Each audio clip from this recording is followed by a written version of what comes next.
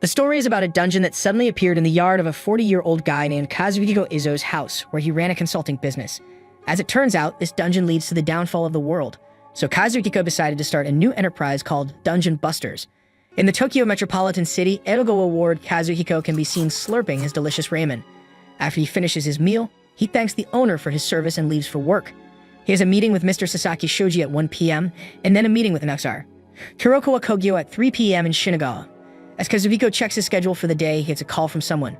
Kazuhiko decides to pick up the call and thanks the person for the other day. He schedules his next meeting and gets going. 10 years ago, Kazuhiko quit his job after becoming a certified business consultant and labor attorney. Ever since, he has been working in Edogawa, Koto, and Chiba as a consultant for insurance companies, training lecturer, and so on. While walking, Kazuhiko is notified about some company canceling the meeting and thinks he will have to get in touch with another company now. Kazuhiko doesn't intend to get married and lies in a 30-year-old house in the Shikabane district of Edogawa, which is an isolated island on land. Both his parents are no longer in this world with him, and he has no siblings. There are relatives a few miles away who occasionally come to visit him. He lives a carefree life where he gets 2 work, 1 day off, 2 days work, and then 2 days off. Kazuhiko walks past a shop where he encounters Mochi. He gets a call from Mr. Yuzi with plenty of service on hand. He looks at his watch, realizing he has plenty of time on his hand right now. With that, he decides to have 1 drink. After a tiring day full of work, Kazuhiko finally comes back home. He opens the door, gets inside, and shuts the door behind him. He takes off his shoes and decides to wash his face. After that, he cooks a delicious meal to end the day. As he is about to dig in, Kazuhiko hears a loud noise with everything shaking. Once everything is calm, he wonders if it was an earthquake. Kazuhiko decides to check the news, which is all about tomorrow's weather. He couldn't find any news about the shaking, so he decided to call it a day, assuming he had plenty of drinks today. The next day, Kazuhiko decides to do some laundry when he sees a big hole in the yard. He wonders how come he never saw this hole before. Kazuhiko decides to look around, wondering if the hole was caused by some meteorite. However, upon further analysis, he realizes that the hole is a basement leading somewhere. Kazuhiko wonders there was no information about a basement when he bought this house. He decides to take a look since he has 2 days off. With that said, Kazuhiko descends down the old stone stairs, wondering what was the basement used for. The air is flowing through the basement. Kazuhiko wonders if the basement cracked open due to yesterday's earthquake. He would like to steer clear of any trouble in the neighborhood over this.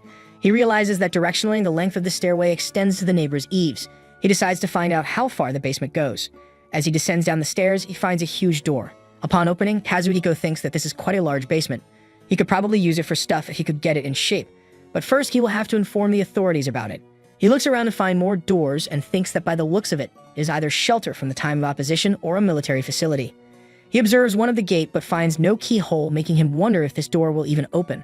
Kazuhiko uses his flash to look at the door. When the door confirms him as the first contactor, activate the dungeon system in accordance with the world law, and 1 orbital revolution remains until all the dungeons are activated. Shocked, Kazuhiko wonders where did this voice come from. Just then, the gate talks about character card Alan, the female ninja. It says that increased cards capacity, skill slots, and skill selection will be offered as rewards. The unique ability card Gocha has been set up. Again, shocked and confused, Kazuhiko asks if the gate was mentioning some female ninja card. But before he could understand anything, the dungeon roulette finishes along with the coordinate fixation. It announces the name of the dungeon, Abyss, difficulty level A, drop reward A, and acquisition factor level A. The dungeon is looking forward for Kazuhiko's progress towards a new era. And with that, a female ninja comes out of nowhere wishing Kazuhiko best of luck. She asks if Kazuhiko is her host. She calls him Master, shocking Kazuhiko. Kazuhiko tries to calm down while wondering what has happened. What's going on? Is he being accosted by a glamorous ninja lady? The ninja girl says that she can feel his dirty gaze on her. She says she is his servant. She completely belongs to him. Kazuhiko asks her to introduce herself. The ninja girl apologizes for not introducing herself earlier. She says her name is Akane and welcomes him in the difficulty dungeon, the Abyss. She suggests salvaging the world together.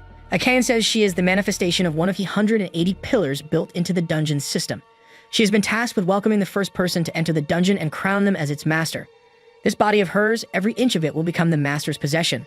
Consequently, she has been trained in and have mastered all the arts of entertaining her master, and she can do whatever Kazuhiko asks her to do. She looks at him and realizing that he appears a bit angry.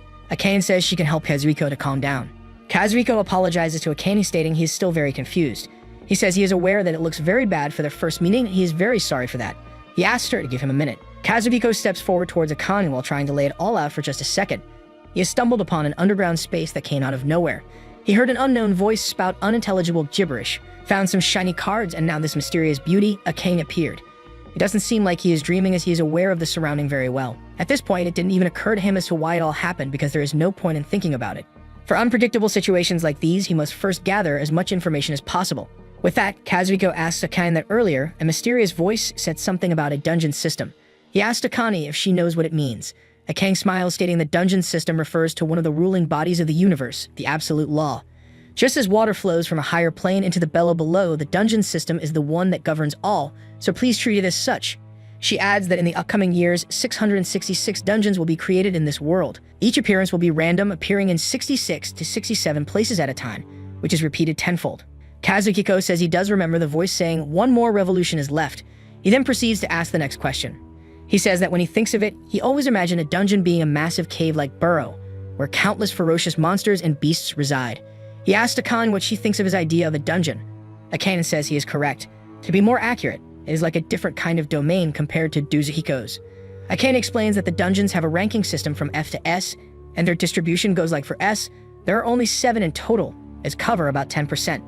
Dungeons from B to D make up more than 70% of the dungeon population. The dungeon ranking determines a number of factors like their overall difficulty, the kind of monsters it has, and the quality of the reward to be gained. Kazuhiko asks about the rewards, to which Akane says they include things like water, food, and money. Its reward comprise of things this world needs to most. And in the advanced civilization they live in today, money often is the reward for their troubles. Kazuhiko asks if he can just fill in his pockets here. Akane agrees, saying for that reason, he must train to get stronger in order to have an equal footing against the monsters. She adds that the tools foreign to the dungeon are not allowed inside, so it would be impossible for any outside armed force to attempt to destroy the dungeon. Kazuhiko asks how is he supposed to compete with the monsters then. Akane tells Kazuhiko that he has been graced with the dungeon system, so he is eligible to obtain its perks. She opens the status sheet and tells Kazuhiko that he can view all his initial status. One of his benefits is that his card-holding limit in the dungeon is infinite. Usually, only 2 or 3 skill slots are available. However, Master is capable of using 6 slots, which is incredible. Kazuhiko asks if the outside tools are not allowed inside the dungeon, they then must rely on the combat skills. He asks if that is how this will work. Akane replies to Kazuhiko, saying once he is inside the dungeon, he can also obtain cards for magical beats and more. She asks if he would like to perform a dive, but Kazuhiko says not yet, as he needs to prepare for some essential things before diving first. He asks Akane to save this for later until they get back to his place first. Akane says she only exists within the confines of the dungeon. If she were to go outside, she would return to her card form. Kazuhiko asks Akane to return back to her card form then, as he still has some business to do. Akane agrees and asks him to call her by her name. Kazuhiko also asks Akane to call him by his name and not Master, Lord, etc. He asks her to refer to his status board as well. Upon checking the status board, Kazuhiko is in shock as he has a F rank, the lowest rank that ever existed. Akane goes back to her card form. Kazuhiko picks up the card thinking, so this card will pop out Akane. That is the only plausible explanation he could think of. He wonders what is he supposed to do now. He goes back to his place and rests a little. He goes around with his normal routine. After completing all the chores, he thinks about the hole that appeared in the garden and the girl that appeared from a card. He thinks that it all feels like a dream, making him wonder what is real anymore. Kazuhiko checks his phone and finds that he has no meetings tomorrow, so he can rest. Then there are 2 new cases the day after that. He looks at the watch, wondering how should he spend the day today. Just then, he is shocked to see that the time on his watch and the phone are different. Kazuhiko realizes that he was wearing the watch when he entered the dungeon, while he left his phone in the living room. He talked to Akane for about 20 minutes or so, but according to his phone, it says only about a few minutes have passed. He wonders if the watch is broke, but he comes to the conclusion somehow that the time has flown differently. He takes out his 2 watches and the phone, thinking the time on his phone and the watch he is wearing is different. Based on that, he is going to start testing his hypothesis. He thinks that the time must flow differently between here and inside the dungeon. His phone displays the time now as 10 in the morning, but the watch he wore shows that nearly 30 minutes have already passed.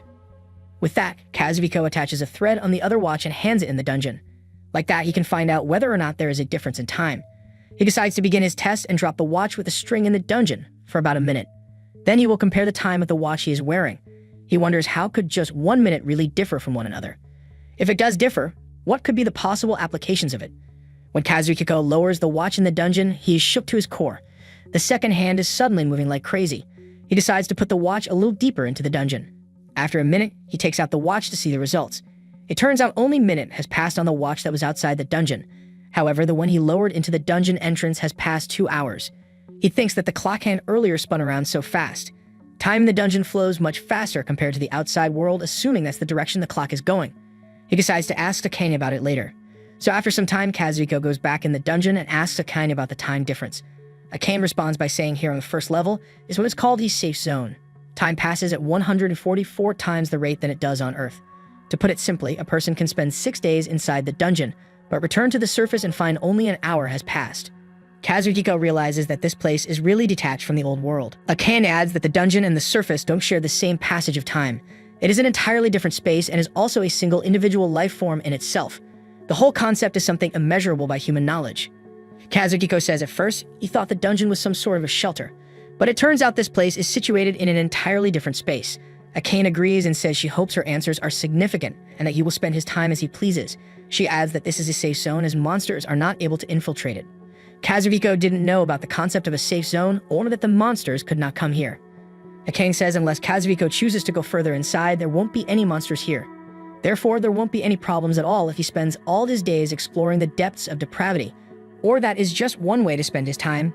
Kazuhiko says that this dungeon which popped out of nowhere in his garden. As of now, no one really knows about it except him. He asked Akane what she meant by save the world earlier. Akane explains that if humanity is unable to defeat 666 dungeons in the span of 10 years, if a dungeon can't be conquered, monsters will proceed to cascade out. A great monster stampede will occur, and it will envelop and devour the entirety of this world. Worried, Kazuhiko asks Akane if this all had been averted if he hadn't stumbled across this. Akane says certainly it would look that way, as he was deemed the first contact by the dungeon system. But there's nothing to be done but to lament over what has already happened. She says it wouldn't be a problem if he defeats all the dungeons by the 11th year. With that, she asks what will be Kazuhiko's next move. The fate of the world rests on Kazuhiko's actions and misstep, and it could be destroyed. Kazuhiko stands there in front of Akane asking himself what will be his play. Akane says that the monster stampede simply means that all the monsters from the uncleared dungeons will rush out all at once in a never-ending tide. She asks once more how will Kazuhiko deal with this since everything is in his hands now. Trembling with shock, Kazuhiko asks for assurance from Akane if monsters will spill out and destroy the world if the dungeons won't be conquered in the next 11 years. Akane agrees saying she doesn't really know how, because her memories have been erased, but she does know that countless civilizations have been wiped out this way. Kazuhiko thinks that he needs to calm down and think about what to do next since running away is not an option. He wonders how should he solve this problem. Should he call the police or the government? Would they believe him? Even if they believe him, many people would have realized that the world might end relatively soon. If he tried to live while ignoring the fact that he was the person who triggered the whole phenomenon, he'd think all the stress and guilt would crush him. If that is the case, he will have to take the initiative. He tells Akane that he needs to verify that he was in fact the first contact. He also needs to find the other dungeons. He doesn't know how he will be able to find them all, but first, he needs to remodel the dungeon. They will call it Dungeon DIY. With that, Kazuhiko gets out of the dungeon and begins his dungeon DIY. He puts some nails around it, then goes out to buy some stuff if people notice him being busy today. Kazuhiko apologizes to his neighbors for the noise. He lies that recently he had a bad experience with a raccoon. Yamada is amazed by Kazuhiko's skills and says she might ask him to fix his wardrobe next time. He looks at Yamada with a smile while trembling from fear inside. If he doesn't conquer the 666 dungeons, Monster Stampede will begin. Now that the dungeon system has started, humanity is one step closer to complete annihilation. He goes back to the yard since the first dungeon opened up in his backyard, and the entrance to the dungeon is on his property. That means it's still his until he surrenders it to the police. If he turns this place into a workspace, the workflow will be more efficient while clearing the dungeon. Anyway, now all that is left is to get ready. He spent the last 2 days creating a DID dungeon. With that, he goes inside and summons Akane. He never thought that his first command would be a foot massage. Akane agrees without any hesitation to give a foot massage since he saved her. Kazuhiko has managed to cover the entrance with a plastic trap, but he hasn't finished the desk over there. As Akane massages Kazuhiko's foot, she says she never thought that he would turn the safe space into an office. None of his previous masters did something like this. Kazuhiko says he thought a bed would be good to rest on before going into the dungeon. Once Akane is done with the foot massage, she asks Kazuhiko to ask her for more stuff. She says she can make him feel fulfilled and happy with her hands and stuff. But Kazuhiko simply declines the offer, stating he will ask for it later. Kazuhiko is a bit embarrassed. He asked for a foot massage to test her ability and was pleasantly surprised. A beautiful female ninja tasked as the dungeon guide who has the skill of satisfying anyone. It might be even better if he was interested in all that. Kazuhiko says he feels more relaxed now. Akane asks what should they plan on doing next as she wants to be prepared. Kazuhiko says since the dungeon appeared on his property, only he is allowed to enter, and that includes this room. He says she can make it look however she likes. Akane agrees and they decide to change the room a bit. Kazuhiko says it might look even better if she put up some nice wallpapers. He would also feel comfortable with some laminated floors and a sofa. Akane asks Kazuhiko if he would even bring a sofa here. He agrees saying it would be nice if she could also relax a bit. Akane is impressed by Kazuhiko's concerns for her. She comes closer to him and says she can't believe he would go that far for her. She is moved to tears, but Kazuhiko isn't impressed by her beauty at all. Without flinching a little, he says he is glad she liked it, but he needs to get back to work now. And she's quite a distraction in that form. Annoyed, Akane says okay, fine, she will be off then. After getting some work done, Kazuhiko thinks that Akane looks mad before she leaves. It will be impossible for him to conquer 666 dungeons on his own. He will need a reliable group of friends that can help him. However, notifying the public about a possible mass extinction would just create chaos. The emergence of the dungeons every month is going to cause mayhem on a global scale. He guesses he needs to make his move at just the right time. He believes that this safe zone is essential, so he will make this his base for aiming at the dungeons. With that said, Kazuhiko brings all of his essentials in the safe zone. Cut-resistant vest, long-sleeve shirt, cut-resistant trousers, goggles, military gloves, dust-proof mask, safety boots, helmet, flashlight, shock-proof wristwatch, waterproof travel bag, and whatnot. He believes he has everything he needs to explore the dungeon. Akane asks Kazuhiko if he has something he can use as a tool to compete with the monsters. Kazuhiko says the tools are the cards, so he won't be carrying any additional weight. He says he also wanted to bring a gas mask, but apparently he can't do so without knowing what gas it would be. Akane says she will take care of that. She adds that the air inside of the dungeon is generally non-poisonous. Some traps use poison gas, but the gas will naturally dissipate if he simply waits a little. Kazuhiko wears his goggle, and with that, he and Akane decide to begin the dungeon exploration. The two go inside the dungeon when Kazuhiko says it is brighter than he had expected. The air feels so clean, he doesn't even need a mask. But Akane tells him that it is because he is near the safe zone. It is also why there aren't any monsters here. As they are walking, Kazuhiko notices Akane. He thinks that she is very good looking. Ever since their first meeting, she's been really polite, very dedicated, and makes him feel assured. He wonders what would happen if he asked her to wear heels. Just then, Akane stops him and says she can feel his gaze all over her. Kazuhiko apologizes, saying he's a bit distracted. Akane says he can think whatever he wants as it is fine by her. Kazuhiko says he expected to find monsters sooner, so he is a little disappointed. Akane says in most cases, monsters that appear on the first floor are weak enough for humans to defeat with their bare hands. That said, this is an A-ranked dungeon, so there's really no telling what might occur. Kazuhiko says he will be careful. He adds that they should start mapping out the area as well. But Akane says that won't be necessary since she is the legendary card Akane. There is no way she would get lost. She says she can feel monsters drawing close and asks Kazuhiko to be careful. With that said, they encounter their first monster, a goblin. Akane explains that goblins are one of the weaker types of monsters in the dungeons. They are only the size of a small child and can be found alone or in groups. Kazuhiko agrees, saying the goblins are very small, only 1 meter tall at most. He asks if they take advantage of that to get closer or sneak aim. Before Akane can respond, a goblin marches at him and chews on his arms. Kazuhiko throws the goblin away, but he has already been injured. He realizes that the goblin is as strong as a dog when it bites. He believes he can certainly handle this, and with that, he beats the goblin with his bare hands. Once the goblin is gone, a coin of 500 is left on the floor. Surprised, Kazuhiko wonders if the goblin just dropped money. Akane congratulates Kazuhiko, saying it seems like this dungeon is the type that drops money. That is the reward for defeating monsters. She asks how it feels to unearth a dungeon monster. Kazuhiko stares at Akane a bit, then says for the first time it felt surprisingly good to unearth his first monster. Akane is glad to hear that. She further explains that in most dungeons, the first floor is designed to be easiest to lure more people in. Normally, that means bugs or slimes that can be unearthed by a single stomp of a foot. But this is an A-ranked dungeon, so it is throwing goblins at them right from the very start. She compliments Kazuhiko and says he is a lot stronger than she thought. She is quite impressed that he unearthed that goblin with just one punch. Kazuhiko says it is all thanks to these little beauties that he is wearing. Akane asks if that is a pair of brass knuckles, but Kazuhiko says he calls them a tool to protect his fingers, and the dungeon agrees since they have been classed as armor and not tools. He believes that he can handle this. Akane is happy to know that he found the loophole. She expects no less from him. They decide to keep going further and keep unearthing more goblins along their way. 3 hours later, they are done with the goblin, apparently. Akane asks Kazuhiko what he thinks about the first floor since they have seen most of the first floor. She asks if he would like to go back and get some rest, but Kazuhiko says if they are done here, he would like to see the second floor. He says he didn't notice the first floor was laid out in a grid pattern until now. It was easier than he had expected. The first floor of the A-ranked dungeon. Abyss was 800 meters long and had a grid-like pattern of passages. At the far right, he found the stairs leading to the second floor. Akane says she wouldn't recommend going up to the second floor yet. She adds that he should try to advance to E rank first on this floor because most dungeons tend to raise their danger levels significantly once he gets to the second floor. Kazuhiko agrees with Akane and decides to train a little more on his way back. They will come back after they rest a bit in the safe zone.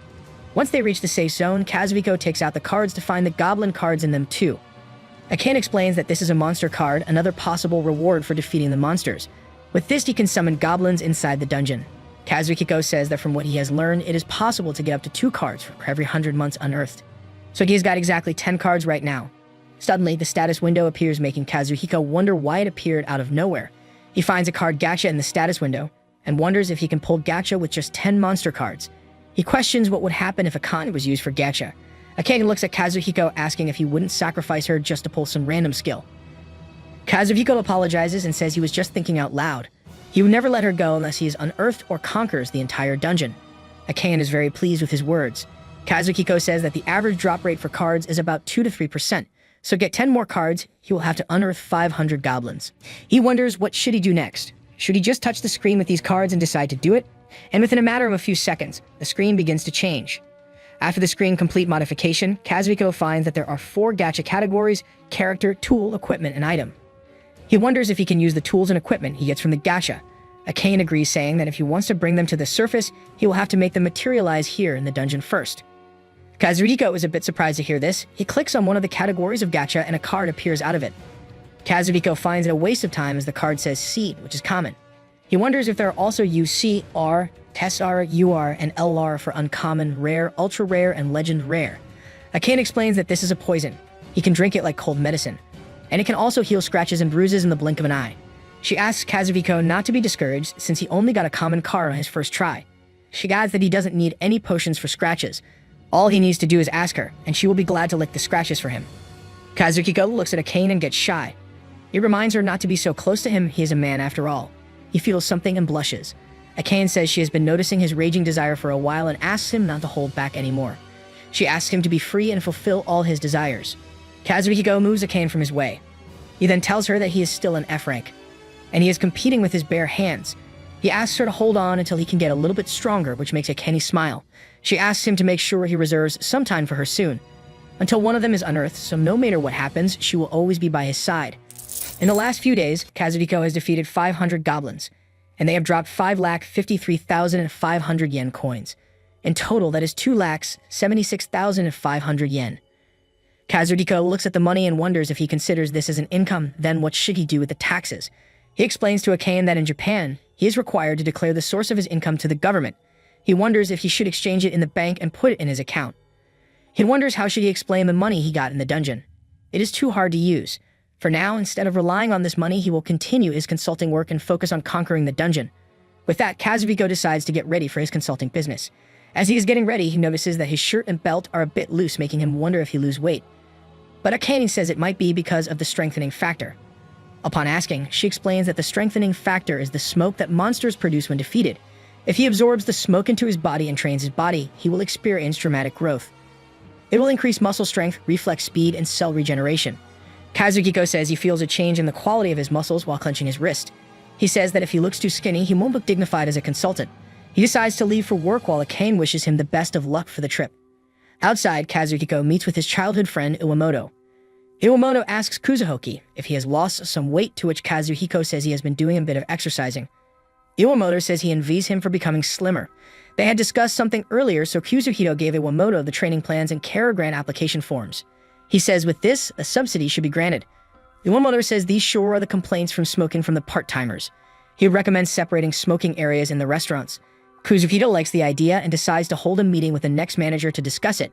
After that, Iwamoto offers Kazuhiko to become one of their executives. He says he can trust him with the management. Kazuhiko says he is glad to hear the offer, but he prefers to be a lone wolf. Iwamoto says that he would rely on him again if needed, to which Kazuhiko gladly agrees. Later, he comes back from work and does some work. Kazuhiko thinks that doing a desk in the dungeon is efficient. He wonders if he should put a bed in here too. Having an item box like in a light novel would be nice too. Just then, Akane interrupts him, stating he already has that by appearing from behind. Kazuhiko asks Akane not to appear from behind him. Akane is explaining something when Kazuhiko gazes at Akane. She realizes what is happening and decides to move closer to Kazuhiko.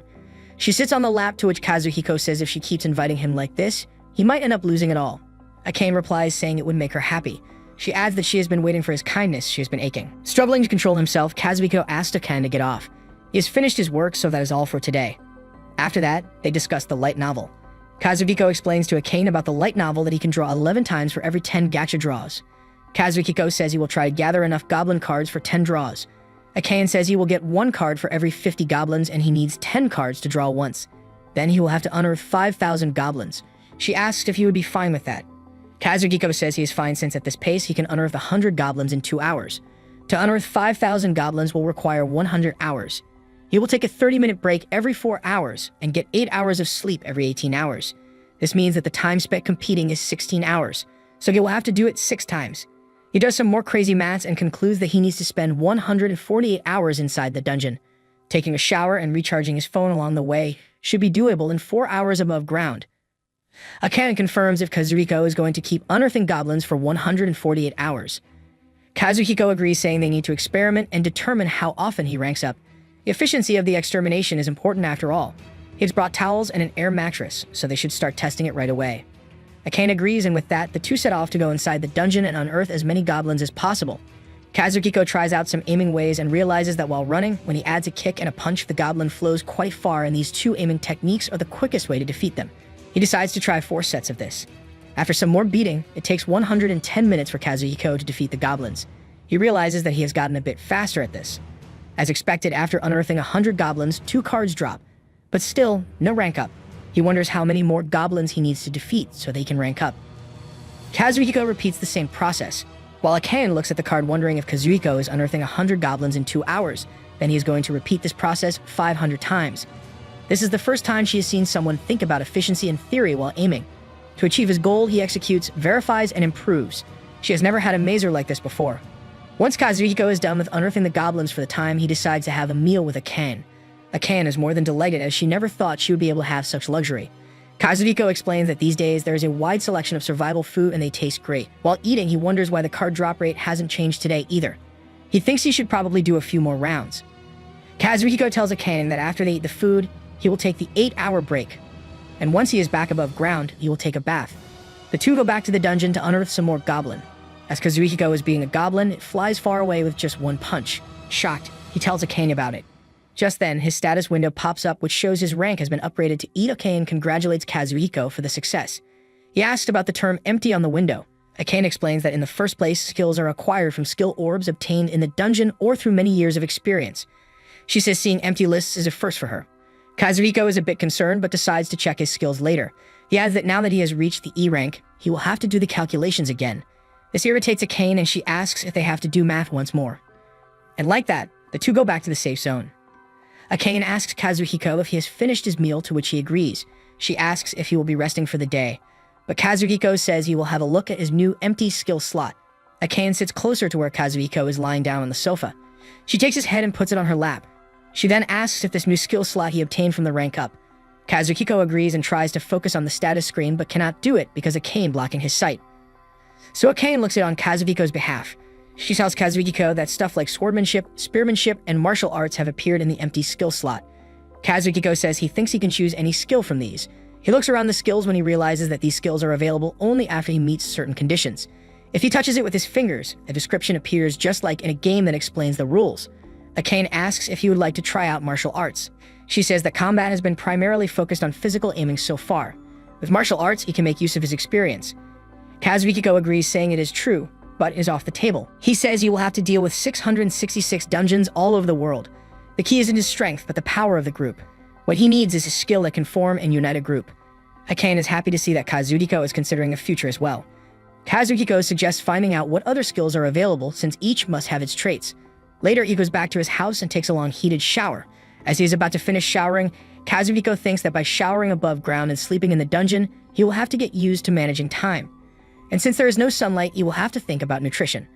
As he is planning what to do next, the doorbell rings. He goes to check on the door to find a cute girl standing in front of him. It turns out to be the girl for her part-time job. The girl comes inside the house. She asks about the more than usual garbage. She also points out that there are so many pre-made meals. She says that it is bad for his health if he doesn't eat well. Kazuhiko apologizes to the girl named Mary Kinuchi. She is his relative, and after her parents divorced 3 years ago, she moved back to her hometown in Edogawa City. Since Mary returned, she's been coming over once a week to do errands as a part-time job. Kazuhiko tells Mary that there are some circumstances behind all this. He asks her not to question about the details. Mary says she isn't going to tell Mom about this. Kazuhiko looks at his watch, realizing there is a problem now. He was planning on going back into the dungeon, but he can't exactly enter, now that Mary's here. He believes he will have to put today's testing on the shelf. Mary stares at Kazuhiko and asks if he has lost weight since he looks slimmer. Taken aback by the sudden questioning, Kazuhiko says he is the same as ever. He says he has started a new job which pays better, so he will increase her pay as well. Mary is happy to hear that since they have a school trip in October, so she is grateful her pay will increase. Mary's family has been in a difficult financial situation since the divorce. The best Kazuhiko can do as a relative is increase her allowance like this. He asks Mary about her grandma, to which she replies saying grandma doesn't seem to be doing well. She probably needs to be hospitalized, but that costs money. Her mom is also having a hard time, so she was thinking about quitting high school for work. Kazuhiko doesn't like this idea of Mary. He says she should properly finish high school and go to school. He says he will manage the money somehow. He says he will have to talk to her mom, Shiori, about this. Mary thanks Kazuhiko for his help. She adds that her mom, Shiori, feels bad since she is relying on him so much. To ease them at once, Kazuhiko says he wants Mary to help him with his new job. It won't take long, and it would put her mom at ease as well. Mary asks if it is some naughty job. Annoyed, Kazuhiko calls Mary an idiot and asks what she thinks he does for a living. He asks Mary not to overthink since he will support her. Mary is more than happy and thanks Kazuhiko for his help. After Mary completes the work for the day, Kazuhiko appreciates Mary for her job and gives her 8,000 to 10,000 yen as her increased pay. With Mary leaving to go back home, Kazuhiko thinks he will tell Mary when the time is right. The next day, Kazuhiko is training himself. Yesterday, he got a U greater than C card from the tool gacha, so today he decides to use the steel spear he got. Akain asks if Kazuhiko completed yesterday's work, to which he agrees, saying he got some ideas on how to use the money from the dungeon, and he is thinking of practicing his tool with the time he has left today. With that, he was inside the dungeon's first floor and unearths the goblins like usual, just that this time, he is using the tool he got from the gacha. Akain asks Kazuhiko how is his spear handling. Kazuhiko says he is getting the hang of using it with both and one hand. He has hunted all the goblins and suggests going to the second floor.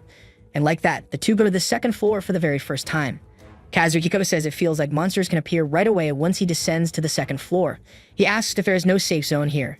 Akain replies saying she thinks there should be one somewhere on the second floor, and there should also be a teleportation array back to the first floor.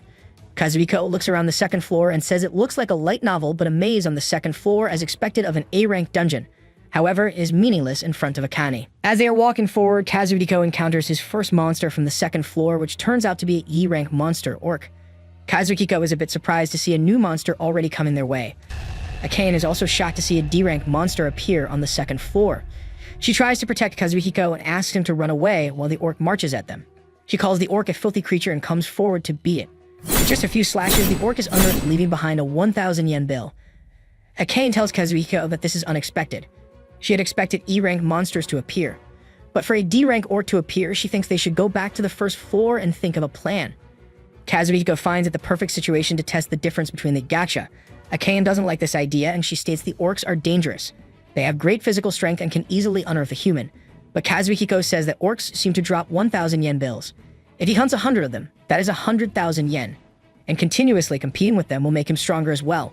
So he will do it. They come across yet another gigantic Orc. Kazuhiko thinks he has a spear that is almost 3 meters long. First, he will stab the Orc's guts and then aim for its head. However, to his surprise, the Orc punches him in the face, making him fly away while Akain stands there in shock. She quickly runs to check up on Kuzuriko. She takes out a potion and gives it to him. Quickly, Kazuhiko recovers and asks Akane if she gave him some potions. Akain agrees and apologizes for using 2 of them, but Kazuhiko says she saved him, so it was the right decision. He says he chose the wrong tool as he lost consciousness in an instant. After mustering up the courage, he decides to complete with the Orc again. Kazuhiko comes forward thinking for an Orc, a club is the way. When the Orc aims, they put their weight on their knees, which means he can crush their knees. Kazuhiko assures himself that there is nothing to be afraid of. As expected, the Orc bends down to aim at Kazuhiko and puts all his weight on his knees. When it is weakened, and Kazuhiko unearths the Orc. After that, they go back to the first floor safe zone. Akain and Kazuhiko discuss that to defeat a D-rank Orc on the first try, at this rate, they can move on to the third floor soon. Let's just forget that he got bodied just now. Akain says she doesn't want to go through today's experience again. She asks Kazuhiko not to overexert himself. Kazuhiko agrees and decides to stay on the second floor for a while, and he will advance to D-rank. Akain says Kazuhiko is finally challenging the limits of human potential. Kazuhiko asks if the F rank is for ordinary people and E rank for the athletes, and D rank is for peerless competitors and legendary warriors. He adds that ever since reaching E rank, he can defeat goblins in one shot. But Orcs are tough. He will need to strengthen his body with supplements and the strengthening factor. He decides to aim for a rank up and move on to the next stage. After some more practicing, Akane asks Kazuhiko if he is still going to work above ground since they have defeated 6,000 goblins at this point, and they have saved quite a lot of money. Kazuhiko agrees, saying this world is an information society. If he has a lot of money, the government will check its sources. To use the money from the dungeon, it is better to continue working during the day. But yes, the amount of money has gotten quite big. He wonders if he should consult Iwamoto about it. With that, he goes to see his childhood friend again. Iwamoto says that regarding the exchange, there is no problem and it saves them some trouble too, and a real estate company, he thinks. He says a company they do business with is also working on a land sale, but that will cost him money. Kazuhiko says he doesn't mind that. Instead, he is willing to buy all the land in cash in a lump sum. Iwamoto says for that reason he called him out of nowhere. It is quite a positive story. He asks for surety from Kazuhiko that it is not some problematic money, which Kazuhiko denies.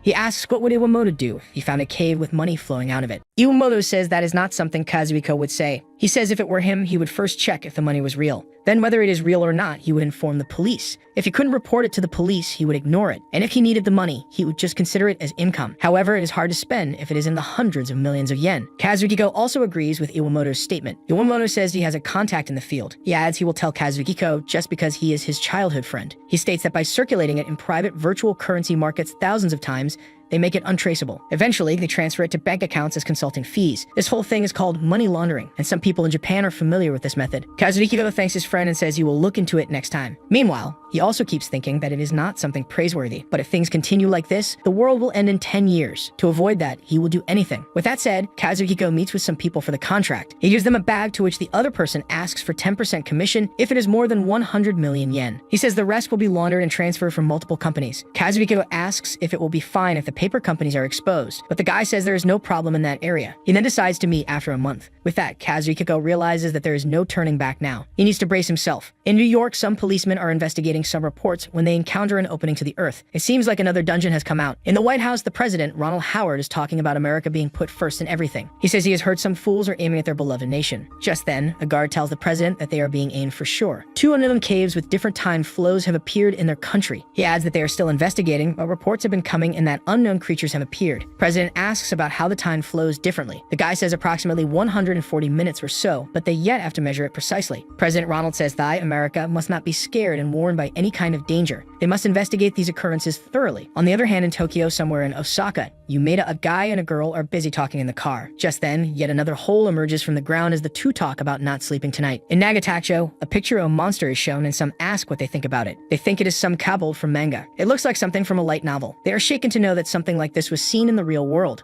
A guy explains that last week a sinkhole appeared in an underground parking lot in Mita, Osaka. 2 police officers who rushed to the scene were aimed at the creature in the photo. One of the policemen was unearthed in the line of duty, and the other was seriously injured. Moreover, the day before yesterday, riot police tried to enter, but their tools turned into cards, and they were aimed by the same creature, resulting in injuries. People wonder if it is some kind of opposition by the extremists, but the other guy says that there is no movement from any religious or leftist groups. Even if it were, what would be the meaning of such a large-scale operation? They asked if there was any movement from overseas. One of the men says that the inquiries from the USA report show similar strange caves appearing in New York and Chicago. No damage has been confirmed yet like in Japan. The main lead asks if there is anything from the Ministry of Foreign Affairs, but the people tell him there is nothing yet being reported regarding the issue. They decide to check with the ASEAN, Association of Southeast Asian Countries. Meanwhile, the 98th-generation Prime Minister, Seiichiro Urabe, is also discussing how to proceed with caution in this situation. He says that if this is some opposition, it would be a global opposition organization they are unaware of. The problem is that nothing is known. If it is some unknown natural disaster, chaos will be inevitable. He suggests hurrying up and reporting this problem to the United Nations. On the other hand, in Tokyo, Edogawa, Kazuhiko is listening to the news which says that in the current situation,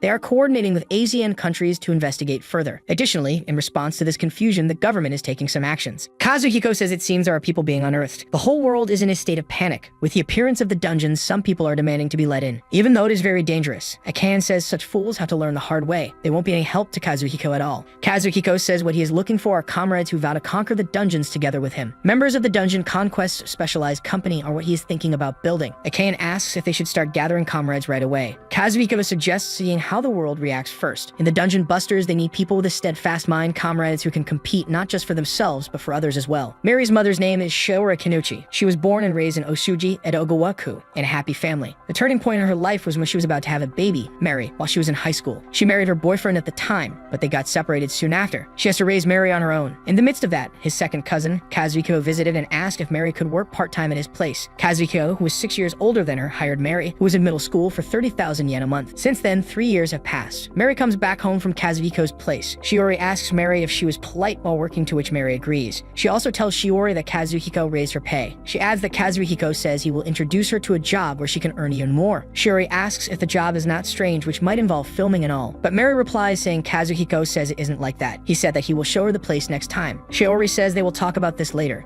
She asks Mary to have a bath first. On the other hand, Kazuhiko confirms the contract and decides to relax a bit. He has also confirmed the 3 million yen in cash. He will transfer the 270 million yen after the 10% to the specified account. He does some last confirmation using his laptop and decides to call it a day. Laying down, Kazuhiko thinks that after taxes, the amount will be half of 270 million yen. He realizes that he will need some more funding. With that, he goes out to run some errands after some time. As he is driving, something comes in front of his car. Concerned, Kazuhiko wonders if something got injured or something. However, as he comes out of the car, he realizes that a new dungeon has been formed on the road to Osaka. The second wave has finally come. People question what this hole is. They ask others to hurry up and call the police. Kazuhiko goes closer to the dungeon and checks his time on the watch. A dungeon has been confirmed on the new Yokohama road. A girl says that if this is a dungeon, the flow of time should be different. She tells Kazuhiko that if he dives in a little, he will come out right away. Kazuhiko looks at the stone dungeon, wondering how different it would be from Abyss. Kazuhiko goes inside and then looks back to realize the people are waiting. For others, it must look like he went down in an instant. He looks around the dungeon's safe zone. He goes forward and opens the door, wondering what will appear in front of him. To his surprise, he sees a rabbit standing in front of him on the other side of the door. Initially, Kazuhiko cannot understand this, since rabbits are cute. But when that rabbit yells like crazy, Kazuhiko says that is how it should be. He beats the rabbit and defeats it in an instant. However, he gets confused since no money is dropped this time. Instead, a gem can be seen lying on the floor. He takes the stone with him and decides to ask Akane about it. With that, he was back outside where people ask when he came back. As expected, it seems to people on the surface that he returned in an instant. Kazuhiko assures people, saying there doesn't seem to be any danger as long as someone doesn't enter. But people start yelling and saying that this is probably the same dungeon as the one that appeared in the Umeda parking lot a month ago. Kazuhiko says, so long as no one gets too close, it will be fine. He then asks the people to contact the police. Angry, someone asks who is Kazuhiko to give them orders like this. But Kazuhiko says he is the one responsible for eradicating the dungeon that appears. He takes out his card and lets the world know that he is the owner of the dungeon busters. Kazuhiko goes back to the Abyss and shows the stone to Akane. Akane explains that this is a magic stone that is simply crystallized magic power. Usually, magic can only be used by those with talent, but anyone can use magic by using a magic tool that uses magic stones. Dungeons rewards are what a world needs the most. Earth doesn't use magic, so it is strange for magic stones to appear. Kazuhiko says magic stones must be essential for civilizations that have developed magical technologies. However, he wonders why have they appeared here on Earth, which has developed scientific technology. Akane asks Kazuhiko what the people of this country and the world need the most. She thinks that is the answer. With that, they go to the third floor of the dungeon, Abyss. There, Kazuhiko competes with D-rank monsters, Skeleton Knight. Akane is pleased to see how efficiently Kazuhiko is completing. She says the Skeleton Knights carry swords and are always in groups of 4, so he needs to be careful not to get surrounded by them. They are weaker than an orc, but worth 4,000 yen. She says their choice of tool works in Kazuhiko's favor. Until he encounters orcs again, she thinks that he won't have to worry much. Kazuhiko defeats the Skeleton Knights and earns the rewards. He says it is going better than he expected. He decides to add weights while hunting from tomorrow. He will put some strain on himself and rank up. The simultaneous worldwide dungeon manifestation phenomenon is the name given by scholars to the phenomenon in which dungeons all over the world at once. The UN held numerous general meetings and governments of various countries were busy responding. Some are that their country has 25 dungeons within its borders. They need financial proportion to the number of dungeons. But the other person says that this is because their country has a large territory and population. He asks if the country can manage things with its funds. The ambassador of the United States of America asks everyone to stop talking. She says their country is concerned about the bias of where the dungeons appear. Compared to America, the People's Republic of China has many dungeons. Shouldn't they consider that it is proportional to the population and not the land? Another ambassador says that their country is smaller than Japan, but dungeons appeared in 2 places, Manila and the capital. He thinks that the American ambassador is correct. Their country does not want to bear any more security risks. To combat the dungeons, they demand the withdrawal of troops deployed at national borders and seas from all UN member countries. The China's ambassador asks the other ambassadors not to be absurd, since the South China Sea is their territorial waters. If they want them to pull back, they should recognize their sovereignty. Another ambassador also argues that if they withdraw their troops from the borders, they might be invaded from the north. For security, they must leave at least a minimum amount of troops. One of the ambassadors gets angry angry and asks everyone not to be absurd. Dungeons are appearing in their country as well. Now is the time for cooperation and lifting the sanctions against their country. Someone silences everyone and says they must take immediate action against the current situation. Meanwhile, in the US White House, someone informs the president that the demands regarding the disclosure of information about dungeons are growing stronger every day. There have been demonstrations in Chicago, the Dow Jones average has plummeted, and at this rate, Congress will have no choice but to act. But President Ronald is confused about the tools turning into cards as soon as they enter the dungeon. He asks who would believe such a thing. He would prefer blowing up the entire dungeon. He says that the Speaker of the House of Representatives is understanding, but the Democratic Party members are not uniting. Even if their country discloses information, he wonders if the public would believe it. It would become a diplomatic issue. The guy suggests announcing it jointly with other world leaders at the group table conference. Dungeon countermeasures will likely be on the agenda at the upcoming group table meeting in Nagoya. They should disclose the information about the dungeons in a joint statement by the developed countries. The president likes the idea and asks the guy to contact Seiichiro right now. Meanwhile, Kazuhiko is busy competing with the skeleton knights all on his own. He takes 300 skeleton knights altogether while Akane asks him to be careful and not get surrounded. He unearths 45 skeleton knights in 45 minutes. He hopes that this will earn him a lot. He says that at this rate with the current cycle, it is 1.6 million yen. That is 36 million yen in 1 day of Earth time. Akane says he will have to defeat 200,000 skeleton knights in 6 days. She asks how much he plans to complete. Just then, a notification voice comes out of nowhere and congratulates Kazuhiko for the racial limit break confirmation. As the first to achieve this feat, the legendary card, Cheeky Emily, will be presented. It then asks Kazuhiko to aim for an existence limit break. Shocked, he asks what is existence limit break and wonder if this is Akane's voice. Soon, a new cute girl pops out of a card. The girl, Emily, asks what are they doing peeking into someone's privacy. This Emily is one of the great 108 pillars, a genius magician. Emily asks Kazuhiko and Akane to be grateful as normally. She would make them address her with Sama, but she will make a special exception and allow them to call her Emily. Kazuhiko thinks that sometimes there are people like this. People who are only good at asserting themselves, but don't communicate well, who only make the atmosphere in the company worse. Akane introduces herself to Emily stating she's a female ninja. She says she is looking forward to working with her, but Emily doesn't like this. She says it is quite bold to be summoning another of the 108 pillars beside her. Emily stares at Akane, to which Akane asks what is wrong. Emily confirms Akane's name. She points at Akane and disrespects her with her words. She points out Akane's outfit and the belt she is wearing. She asks if Akane has been trying to get close to Kazuhiko. She says she has got nervous to be stealing Kazuhiko before Emily. She lets Akane know that from now on, she will be in charge. She laughs, saying the master seems dull anyway, so they all should just obey her. Annoyed, Kazuhiko grabs Emily and asks Akane to keep an eye out for monsters. He says he is going to discipline Emily. Smiling, Emily asks Kazuhiko to punish Emily thoroughly to her heart's content. Worried, Emily now asks Akane to help her. Kazuhiko throws Emily on the ground and then says she is nothing but all talk and no substance, just a loud mouth with a strong ego. You don't need allies like that when the world is at stake. He gives her 3 options. Either she unearths herself here, changes her attitude, or chooses another master. But Emily asks Kazuhiko not to get so hyped up. Kazuhiko says Akane calls him Kazuhiko. He tells Emily that she can call him by his name like Akane or call him master. He won't allow any other names. Annoyed, Emily asks Kazuhiko who he thinks he is. Kazuhiko gets angry at her. He says he will have to teach her some manners. With that, he beats Emily, making her cry. He then asks if she has calmed down. He says he doesn't mind her being cheeky, but he won't tolerate her disrespecting him and Akane. Emily calms down a little. Kazuhiko then explains to Emily that in 10 years, the world will be destroyed. To prevent that, he will need her power. She really can't stand having him as her master. She can return to her card. She's free to choose another master. He will even help her find one. With tears in her eyes, Emily says she will compete next to Kazuhiko. After all, she's a top-tier legendary rare card. Kazuhiko says he will be looking forward to working with her. With that, Kazuhiko wrote some stuff on the board. Akane asked about it, to which Kazuhiko says he was going to explain the dungeons they have gone through so far. He says 98 days have passed since the dungeon system was activated. The second wave of the cluster phenomenon has passed, and more than 130 dungeons should have appeared. Shocked, Emily asks what he means by should, has not confirmed it. Kazuhiko says that the number of dungeons reported by the UN is 36. Including unconfirmed ones, there are like over 130. Akane asks what is he going to do now since he said he needs allies. Emily says she would prefer to work with other character cards over humans. Kazuhiko says for now he plans to make their next ally a human. There are 3 reasons. First, he thinks the dungeon will soon be open to the public. Second, he wants to observe what happens when people other than himself enter the dungeon. Finally, to get the world to recognize the Dungeon Busters organization, he needs to increase the number of allies. Emily says she doesn't get it, but she doesn't mind if that is what Master wants. She asks when will he start the organization itself. Kazuhiko says he will start it after he is done moving, confusing Emily. In the Nagoya G7 conference hall, President Ronald says that America has confirmed that the black stones produced by the dungeons can split water to produce hydrogen. These stones will create demand for hydrogen power generation systems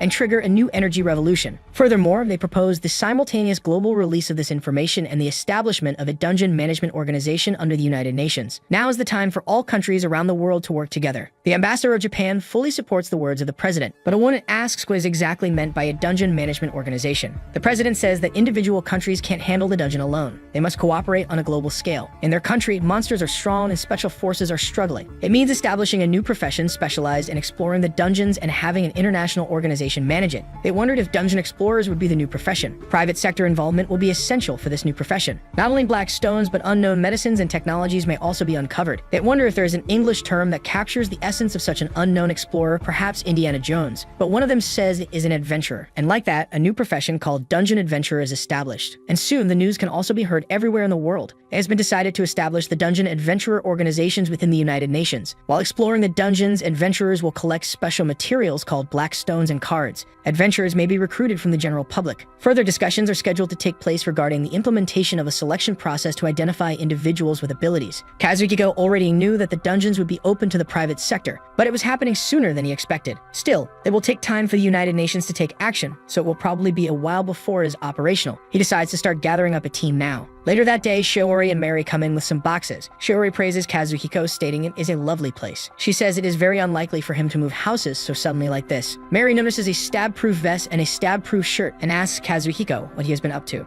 Kazuhiko says he wanted to talk about it with you today. With that, he takes them to the dungeon Abyss. He says this place is one of the dungeons currently causing a stir around the world. He brought them here using an ability called teleportation that allows traveling from the surface to the dungeon in an instant. Shocked, Shiori asks what exactly does this all mean. Kazuhiko explains that about 4 months ago, a dungeon appeared in his garden. When he went down to investigate, there was a door that opened up to what was a large space. That is where it all began. After that, he sealed the dungeon entrance so that no one could enter, and worked on unearthing the monsters that he found further in. That is why he wanted to ask Mary to help him with his work inside the dungeon. Dungeons have appeared all over the world, and sightings have been confirmed in Yokohama and Osaka. In 8 months, the dungeons will be fully activated, and they have no way of knowing how much damage humanity may suffer. Shiori asks Kazuhiko why he wants Mary to help him. Kazuhiko says this is so that Mary can protect herself. If the dungeons aren't conquered, monsters will overflow into the surface in 10 years. To prevent this, they need as many people as possible to work on conquering these dungeons. Shiori cannot believe Kazuhiko. She says that if what he is saying is true, there is no way she is going to let her daughter do something so dangerous. Kazuhiko says he is willing to pay 2,000 yen an hour, including hazard pay. And of course, it will be in the dungeon time. Shiori asks about the dungeon time, to which Kazuhiko explains that the time in the dungeon is 144 times faster than it does on the surface. Working for 1 hour on the surface means working 144 hours in the dungeon. So it means that for working 144 hours in the dungeon, Mary will be paid 2,88,000 yen an hour. Shaking, Shiori says she is disappointed in Kazuhiko as he is luring people with money. She says they will be excusing themselves now, but Kazuhiko shows them an item called High Potion. It is effective at treating illnesses. He is giving it to them, hoping Shiori could believe him about what is going to happen. He says if she does believe him, he could use their help. They need Mary's help. He then further introduces Emily and Akane, stating these are characters that play an active role within the dungeons. They are the members of the Dungeon Busters. Akane introduces herself as the female ninja, while Emily says she is the Archmage Emily, but they can call her Emily. Kazuhiko says in the dungeon, Emily and Akane provide support in the competitions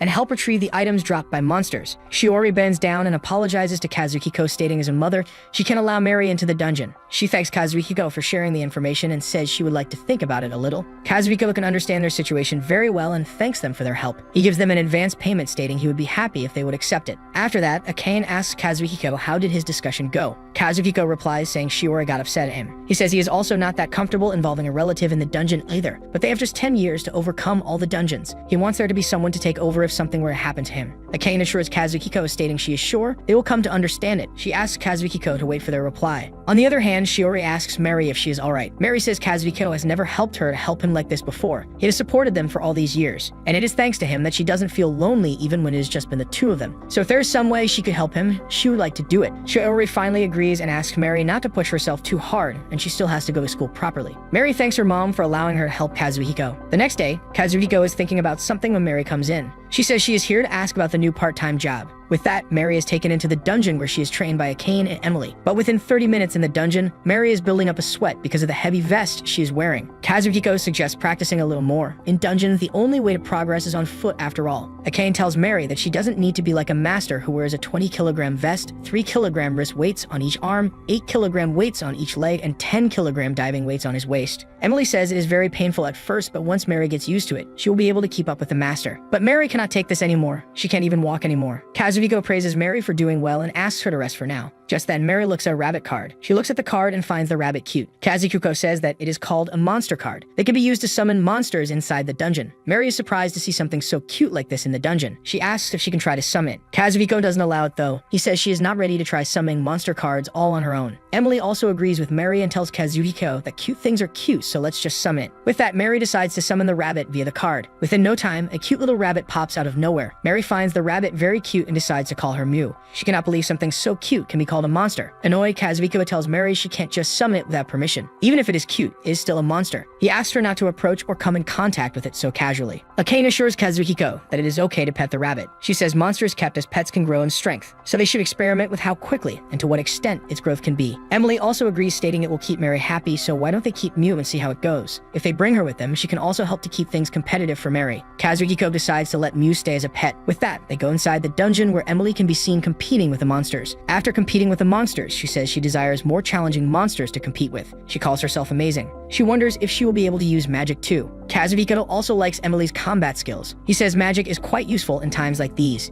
Emily agrees, saying the great archmage Emily has the most powerful magic of all the 108 pillars. She says she can teach Mary how to use magic as well. Kazuhiko suggests going a little deeper since they have Emily's magic. Mary gets a little worried upon seeing some monsters and asks about them. Akane explains that those are F-rank monsters called goblins. They are quite small, but if she unearths one of them, it will drop a 500 yen coin.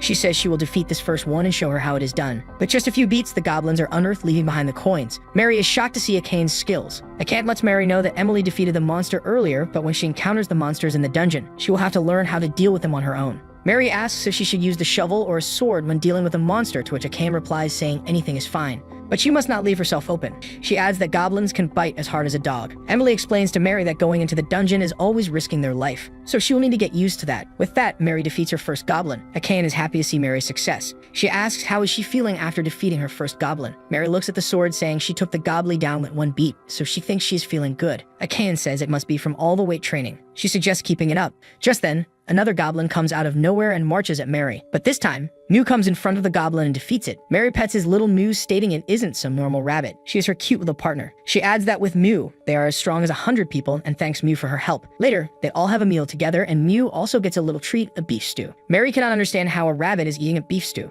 Akane explains that monsters are omnivores. They will eat meat, vegetables, or whatever they are able to get their hands on. Just then, Kazuhiko comes in and asks if Mew managed to defeat the goblin with just one aim. He praises her, saying she is strong enough to handle it. Mary thanks Kazuhiko and says she will take good care of Mew. Kazuhiko gives the card case for Mew to Mary and asks her to take good care of it. With that, they turn on the TV for some news. Turns out a third wave of dungeons has been confirmed. Just 36 days after the second wave, new dungeons are appearing all over the world. They shift to the ground analyst, Maruyama, to see what's going on. Maruyama explains that she is in Sapporo, Hokkaido. It appears that this year's snow festival may get cancelled, as it comes with the appearance of a new dungeon in Japan. It's hard to ignore the ominous atmosphere here at the scene, even as it has been sectioned off by blue traps. Following the Osaka and Yokohama dungeons, the site is under strict management by the Japan Ground Self-Defense Forces. She can't help but feel anxious about how long this phenomenon will continue. Kazuhiko says it has been 36 days since the Yokohama dungeon appeared. The third wave is right on cue. Mary asks Kazuhiko if everything's going to be okay. Kazuhiko assures Mary, stating they have got this. Maruyama adds that following the Yokohama and Osaka, a third dungeon has appeared in Sapporo, Hokkaido. The entrance has been sealed off, and the police are continuing to direct the local traffic. Currently, the city is under strict management by Japan Ground Self-Defense, and so far, no civilians have been injured. Kazuhiko says they expect 7 more dungeon waves to occur, since 36 days is a tenth of a year in dungeon time. Dungeons are practically different worlds where even time flows differently. The government can't be held responsible for what happens inside. Unearth or be unearthed, everyone is on their own. Even with a multinational organization opening dungeons up to civilians, it will probably take around a year for them to implement proper measures. A boy named Shingo Yamoka is a first-year student at Matsu High. There is an idol here in Class B. Though he calls her an idol, she is not famous and hasn't appeared on TV, but she is the most beautiful girl in the class. Shingo goes inside the class and sees someone greet the beautiful girl, Mary. Mary asks Shingo if he saw the news yesterday. She is 16 years old at the time. There is not a single boy in school who isn't interested in her. She used to be kind of gloomy and hard to approach, but recently she's become much brighter. Shingo looks at Mary, thinking she is seriously very cute. Another guy asks Shingo to stop blocking the doorway and get away. People are also noticing the change in Mary's behavior and ask if she has got someone special. They say that she's bound to get offers from agencies with a beauty like her. But Mary says she is not interested. The girl asks Mary if she doesn't get fat since she eats a lot. But Mary says maybe it is because she gets more hungry. Someone says it might be because she is seeing someone special. Shocked, Mary asks, what are the girls talking about? The girl says it is the guy Kazuhiko she has been hanging around a lot, but Mary explains that it is nothing like that. Shingo gets angry after knowing that there might be some guy in Mary's life. He wonders what kind of man changes Mary and decides to investigate. After school, Mary is walking back home while thinking it would be a problem if people find out about Kazuhiko in the dungeon. She needs to make sure everything remains a secret. Just then, a guy comes out of a car and approaches Mary. He introduces himself as Wakagi from Allure Productions. He asks if she is interested in becoming an idol. Mary thinks that Wakagi showed up right in front of her house. She doesn't have time for all this. So she bluntly denies, saying she isn't interested in becoming an idol at all. She asks Wakagi to leave, but he seems adamant. He asks her not to be like this and says they should talk about it while trying to come close to her in the wrong way. Angry, Mary grabs Wakagi's wrists, stating he would be scared too if some stranger would try to come close to him like that. She asks if she should call the police. She asks him not to show his face again. With that, she goes inside the house where Shura is cleaning the dishes. She asks if the school is finished for today. Mary agrees, saying some strange guy approached her outside. Somehow, Kazuhiko hears everything. He takes her with her to the production company. He says they might ask her to advertise as some indecent idol. Mary laughs, saying that Shura was unfortunate. She says she feels awkward when he uses the term indecent. Recently, she has gained a bit of weight. Kazuhiko says that is probably the influence of the enhancement factors. It strengthened her bones and muscles. She is just a high school girl, but she has the strength of professional competitors. He asks her to be careful when she competes with people. With that said, Mary goes inside the dungeon where Akane puts some weird clothing on Mary, which Mary finds embarrassing. She asks Kazuhiko, what is this all about? He explains that this is the rare rank equipment that provides a buff to physical resistance and boosts magic power. It is just a little hard to know where to look. There is also a mage cloak, so he decided to use that instead. Emily says since Mary is a holy mage, she thinks a pure white cloak would suit her. Kazuhiko says he is not about to waste gacha pulling on something so pointless. They will make use of the equipment they have. After Mary, Kazuhiko also gives some cute beast gloves to Mew. He explains that these gloves protect the monster's hands when striking. Just then, Mew gives a live demonstration of what the gloves do since she likes them a lot. With that, they go inside the dungeon where Emily trains Mary how to magic. She says magic is all about visualization. To use a fire arrow, imagine a flaming arrow and channel her magical energy into that image to shape it. Mary's magic is called Purifying the Living, which is effective against the living monsters. Soon, Mary gets the hang of the magic and uses her magic on the skeleton knights. Kazuhiko decides to use the third floor to practice holy magic. He lets Mew know that he will be counting on her as well. As expected, Mew marches at the skeleton knights with all her powers and defeats each one of them with grace and cuteness. Mary praises Mew after her wonderful performance. She tells Mew that she is amazing, and after that, a brush is used to clean the cute little paws of Mew. Kazuhiko says that is how they will take care of their equipment, as well as countermeasures for the third floor. He expects that the dungeon will be open to the public soon. He adds that it is good for Mew since he got his equipment. Kazuhiko looks at the brush that was used to clean Mew's paws and says he cannot see how that brush is a rare rank item. Emily explains that it makes Nade Beast's fur all fluffy, but also boosts their physical resistance. Kazuhiko is surprised at how fluffy and shock-absorbent pet roaming around. Anyhow, they continue with the preparations and work hard to prepare themselves for what is coming for them next. Kazuhiko gives Mary the pay for the job. He says it was her first mission, but since she ranked up, he calculated it at an hourly rate of 2,000 yen. Mary thanks Kazuhiko for the pay and says she might buy some souvenirs on her way back home. He says it took him 10,000 goblins to go to E rank. It will probably take her a little while longer to reach E rank 2. Mary says that tomorrow is Sunday and asks what are they going to do about the dungeon.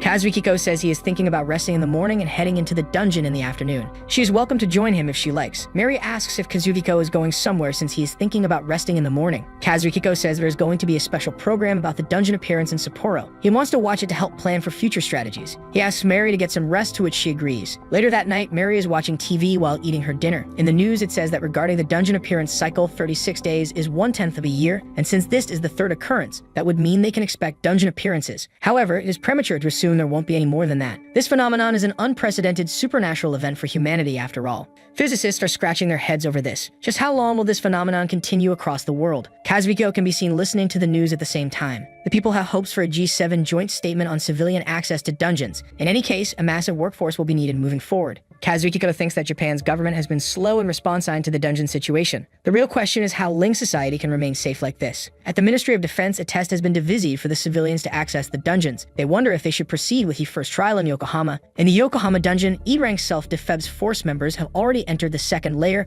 and they have confirmed a skill called card gacha. The main concern is the competition over magic stones and equipment within the dungeon. There are already reports that tens of thousands of soldiers from the People's Liberation Army have begun entering dungeons in the Greater East Asia People's Communist State. Experts have also raised opinions on the management of adventurer organizations, including proposals to establish trading posts for cards and equipments, along with the suggestions that the Ministry of Defense should elevate the Dungeon Countermeasures Division to a higher administrative level. Just then, the director Ishihara comes in asking who is leading the Dungeon Countermeasures Division. She says it is progressing smoothly. She is the Ministry of Defense's rising star among the reformists. At the Dungeon Adventurer Management Bureau, Yokohama branch, someone asks to take a look. It has been 5 months since the first dungeon appeared. So far, Dumigans have emerged in Sapporo, Yokohama, Osaka, and just recently in Sendai. Following the G7 joint statement, nations have been actively debating the Dungeon Adventurer system. The Japanese government has finally approved the Dungeon Adventurer system. Trials are now being conducted with volunteers from both the self-defense forces and the civilian sector. 20 years or older, having no criminal records, and possessing Japanese citizenship.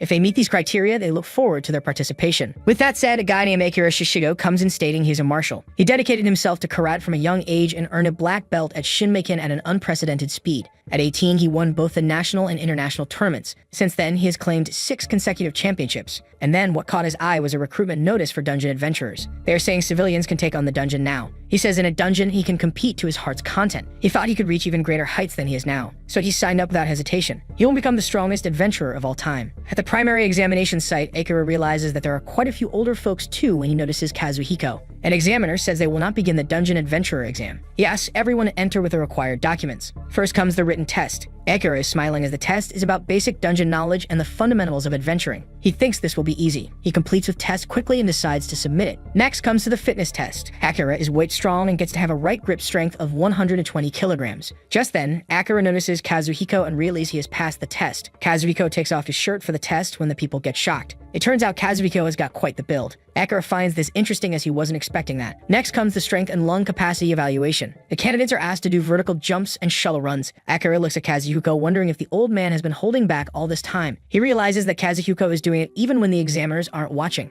He wonders if Kazuhiko has a more impressive background than him. After the test, the results re-announced for the top 100 from the written test and the top 100 from the physical exam. They are asked to move on to the second stage. Akira is happy to see that he aimed for a higher rank after seeing Kazuhiko, but turns out Kazuhiko didn't surpass his ranking. He wonders what is the name of this old man. Just then, someone calls Kazuhiko, so Akira gets to know his name and checks the ranking again. It turns out that even though Kazuhiko was holding back, he still managed to make it into the first 30. He thinks that Kazuhiko's true ability must be much higher. He must have a reason for holding back. Akira hopes that Kazuhiko will show his full strength in the next stage.